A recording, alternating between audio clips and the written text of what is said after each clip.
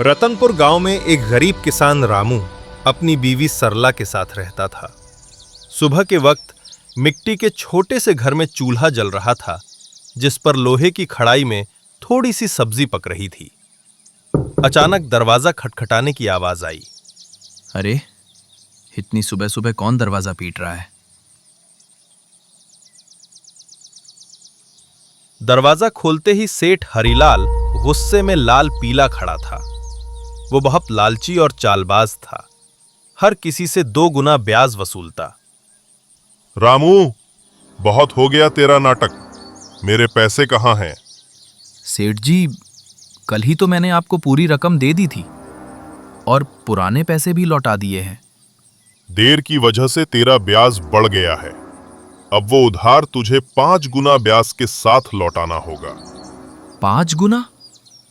सेठ जी, ये तो अन्याय है। मैंने मेहनत करके पूरा पैसा चुका दिया। मैं गरीब आदमी इतना भारी ब्याज कैसे दे सकता हूं? ज्यादा जुबान मत चला। अगर पैसा नहीं दिया तो तेरे घर का ताला तोड़ दूंगा, बर्तन कपड़ा सब उठा लूंगा, तेरी बैलगाड़ी भी बेच दूंगा। सेठ जी, गरीब का खून चूसकर आपको क्या मिलेगा? हमारे साथ ऐसा मत करें। इतना ज्यादा ब्याज मैं नहीं दे पाऊंगा। सेठ रामू को धमकाते हुए चला गया, लेकिन जाते जाते अपने नौकर से कहा, इस गरीब भिखारी की इतनी मजाल, इसे तो सबक सिखाना पड़ेगा ताकि बाकी गरीब भी डर में रहें। आप रोज मेहनत करते हैं, लेकिन भगवान हमारी सुनता ही कहाँ है। कभी मन करता है घर की टूटी छत ठीक करवा दूं, तो कभी सोचती हूँ कि हमारे पास अच्छे कपड़े हों, लेकिन लगता है किस्मत ने हमें बस तंगी ही दी है। रामू ने मन ही मन ठान लिया कि आज खेत में चाहे जान निकल जाए, पर घर लौटकर कुछ ऐसा लाऊंगा जिससे सरला के चेहरे पर मुस्कान आए। सुबह का हल्का सूरज खेतों पर पड़ रहा था। रामू रोज गांव के बीच से होकर मंदिर के पास से गुजरता था। वहां पुजारी सफाई कर रहे थे। प्रणाम पंडित जी, कैसे हैं आप? हाँ बेटा, सब अच्छा है। भगवान का आशीर्वाद तुझ पर हमेशा बना रहे।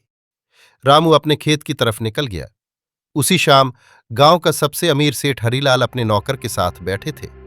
उसके मन में एक खतरनाक योजना पनप रही थी। कालू, सुन, मंदिर के गहनों को देखकर मेरा जी ललचा गया है।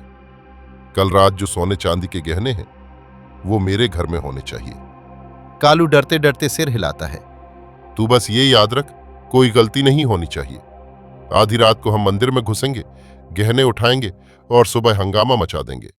सबको लगेगा कि वही गरीब रामू ने चोरी की। रात का समय था, गांव में सन्नाटा था। सेठ लालच में अंधा होकर चोरी करवाता है। पास ही अंधेरे में एक काली बिल्ली म्याऊं करके गुजरती है, जैसे पाप की गवाही दे रही हो। अगली सुबह मंदिर के सामने भीड़ इकट्ठी थी। मंदिर के सारे सोने के गहने रातों रात गायब हो गए। कौन ले गया?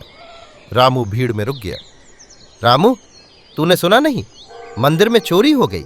भगवान के सारे गहने कोई उठा ले गया। रामू चौंक गया। भीड़ में सेठ मासूम बनता है। पंडित जी, कल तक तो सब ठीक था, अचानक कौन ले गया?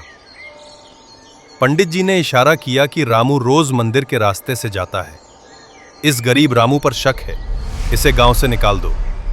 रामू और सरला कई बार समझाने की कोशिश करते हैं, लेकिन भीड़ मानने को तैयार नहीं थी। उन्हें गांव से बाहर निकाल दिया गया।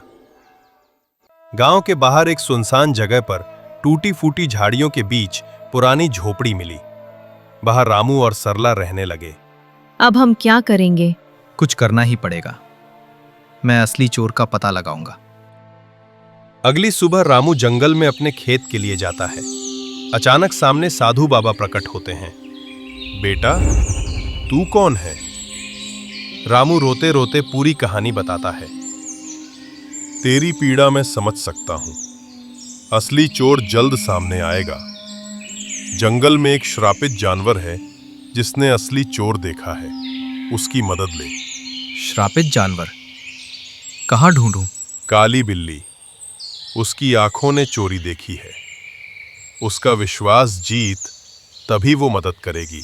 रामू जंगल में भटकता है। रात के समय उसे काली बिल्ली मिलती है।